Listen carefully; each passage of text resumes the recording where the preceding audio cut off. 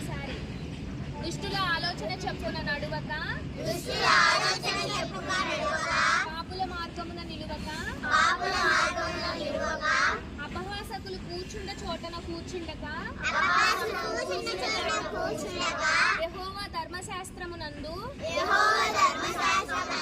ఆనందించుచు దివారాత్రము దానిని ధ్యానించువాడు ధన్యుడు. నేను చెప్పిన